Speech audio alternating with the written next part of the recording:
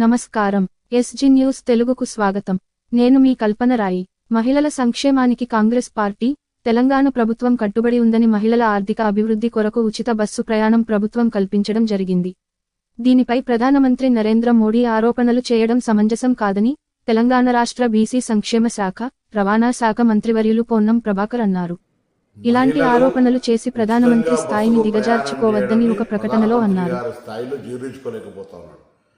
తప్పేంది కొన్ని రాష్ట్రాలు అక్కడ నుండి మహిళల మీద వారికి ఒక ఆర్థికంగా ఉపయోగపడాలనేటువంటి ఆలోచనతో ఉచిత బస్సు సౌకర్యం కలిగేసింది.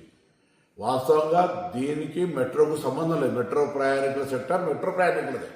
ఇవాళ కూడా మెట్రో పరంగా ఇంటర్వ్యూ చేస్తే ఇంకా బోగిలు పెంచమని అడుగుతా ఉన్నారు. అది వదిలిపెట్టి ప్రధానమంత్రి గారు రాజకీయపరమైనటువంటి లబ్ధికి సంబంధించిన విషయంలో ఆలోచన చేస్తూ ఉన్నారా?